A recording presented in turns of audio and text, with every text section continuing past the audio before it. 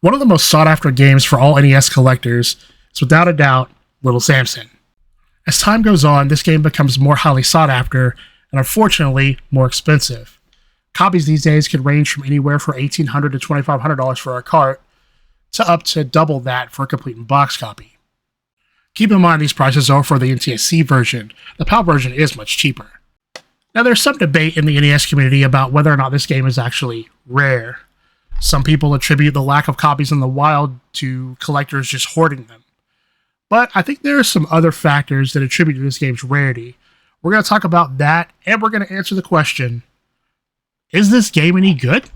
Now obviously, no game is going to be $2,500 good, but I know for me, it does feel a little bit better when paying these high prices for these games to know that they're actually decent games. So what are some of the factors that attribute to this game being rare? Well, for starters, the release date. This game released on June 26, 1992, which was a full year almost after the Super Nintendo had already launched.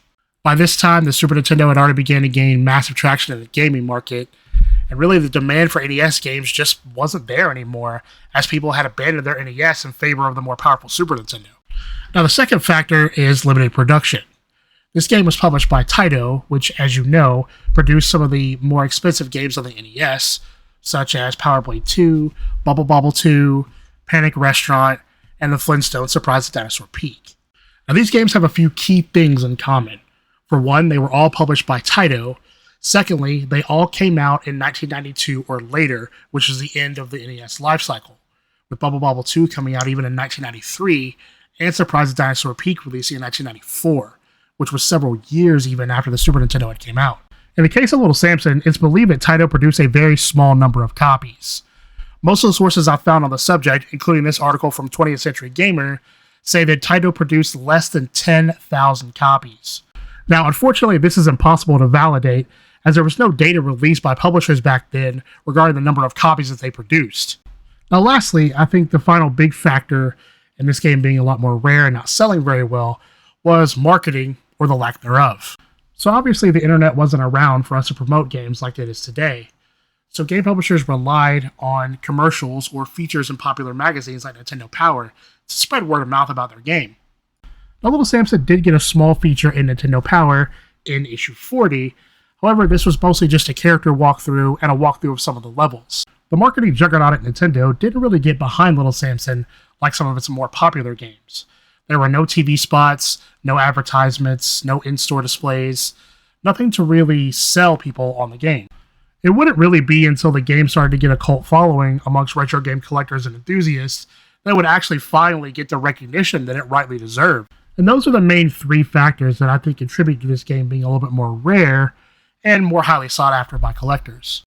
Now that we've discussed some of the factors that make the game rare, let's get into the review.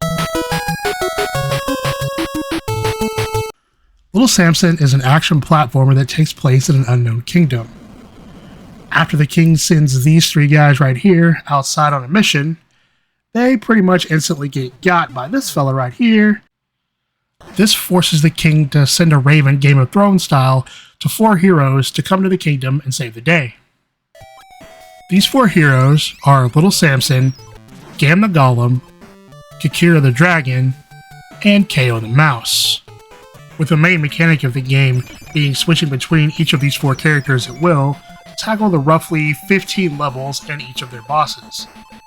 However, before the game really starts, you have to play through a sort of prologue that involves you playing through a level solo with each of the 4 characters. I thought this was kind of neat because it serves like 2 purposes. For one, it advances the story by depicting each of the characters having to travel to the kingdom to meet up with the other 3 so they can team up. It also serves as a bit of a tutorial that shows you how to use each character and their respective abilities. Little Samson, who's the main protagonist, acts as kind of the balanced character of the bunch. His bell attack does average damage, he has pretty average health, and his jump has average height and distance. One thing he can do though is he can climb on walls and ceilings, which makes traversing each level a little bit easier. Unfortunately though, Little Samson is probably the character I use the least in my playthrough for this video. Up next is Gam the Golem. Gam is the more slow and tanky character of the bunch. He has the most health of any character in the game, and he has a pretty highly damaging attack. But his main use is the fact that he can walk over spikes without taking any damage at all. It's also worth noting that he's the only character in the game that can attack in all 4 cardinal directions.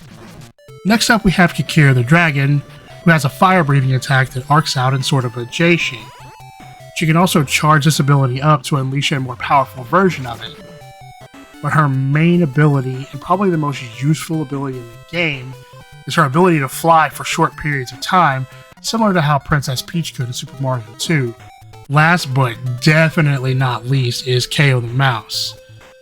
KO's fast and small, but he has very little health. However, he can fit in most places that most other characters cannot, and he can climb on walls and ceilings the same as Little Samson, which kind of eliminates a lot of the reasons to use Little Samson. However, the thing, in my opinion, that really makes this character insane is his attack. He's able to drop 3 bombs at a time, and these little bombs absolutely nuke bosses, making him kind of a high-risk, high-reward character for boss fights. Once all the characters make it to the kingdom, they all decide to team up and go and save the day. Except for Kikir the Dragon, who apparently has some kind of beef with Little Samson, and decides that she needs to fight him one-on-one before she'll join up. After beating her, she decides to join you, and off you go. Before we get into the gameplay, we have to talk a bit about the graphics. This game did come out at the end of the NES's life cycle, and the developers did a great job of pulling every bit of graphical power out of the NES that they could. The amount of detail in not only the character sprites, but the boss sprites is amazing. The sprites are also very well animated. From Little Samson's spin jump, for attacks that several of the bosses do, the sprite work, like I said, is absolutely top notch. That amazing attention to detail also extends to the levels themselves. The developers use vibrant colors to really make each level stand out, and they make use of some pretty awesome lighting and effects in the background of each level to make each level feel unique. There's also an impressive amount of variety in each of the levels. While there are only 15 of them, they each take place in a different region on the world map, and those different regions have different environments.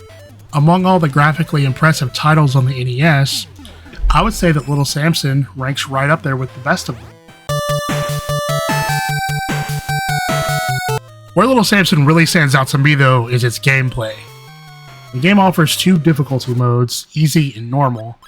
For the purposes of this review, we're going to be playing on easy, but from what I understand, the main difference between easy and normal is that there's a couple of extra levels at the end of the game, and some of the enemies hit a little harder. The level design in Little Samson overall is really solid.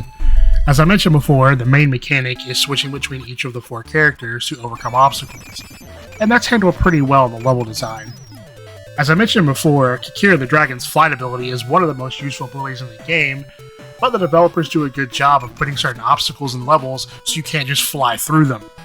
The levels also encourage some exploration by putting power-ups off the beaten path, forcing you not only to explore, but to utilize the other characters in order to pick up these power-ups.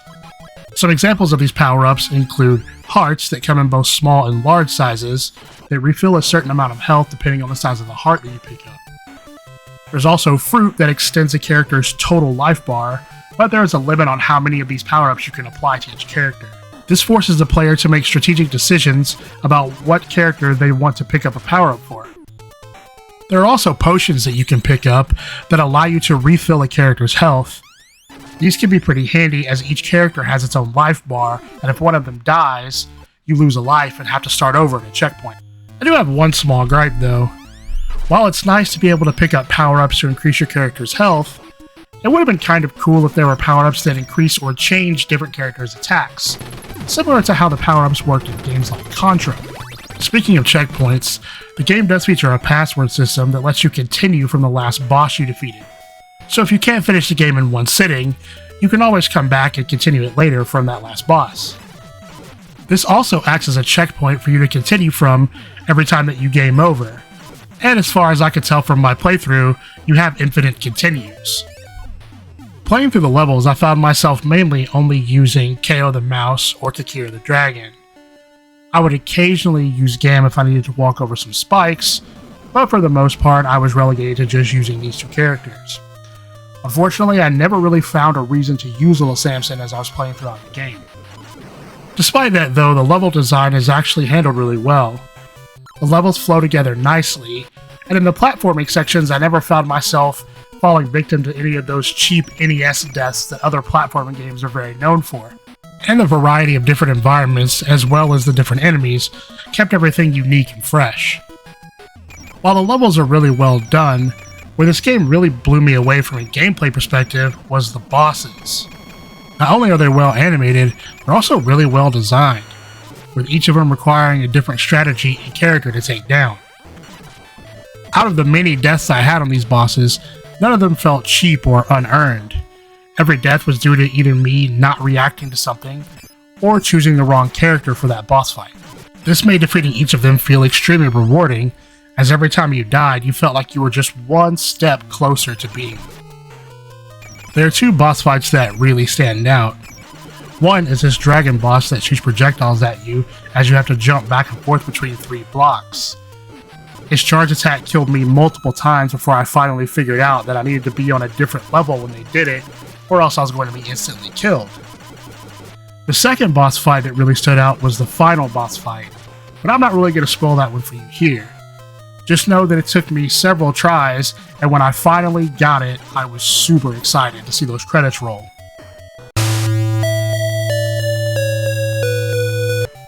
Overall, I can't say enough good things about Little Samson.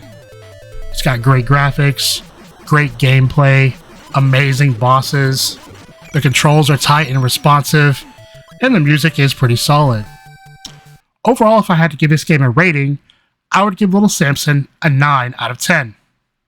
So I think the answer to our question, is Little Samson a good game, is a resounding yes. It's got great graphics, great gameplay, and it's got just the right amount of difficulty to not scare away new players, but to give veterans a good challenge. Personally, I think if this game came out in the mid-80s instead of the 90s, it would have been a smash hit not only for Nintendo, but for Taito as well. I highly recommend Little Samson to anyone who hasn't played it. Now, I know with the asking price for carts that getting your hands on an original copy might not be financially feasible for most of us. However, there are plenty of different ways for you to play this game. You could emulate it on your PC or on the Steam Deck, or if you really want that original hardware feel, I highly recommend the EverDrive. They do run about $250, but it's a much cheaper alternative to paying $2,500 for a Little Samson cart, and having an EverDrive lets you play a lot of neat ROM hacks as well. Well, that's it. That's my review of Little Samson. If there are any other games you want me to review or talk about, let me know in the comments. That's all I've got for today. We'll see you in the next one.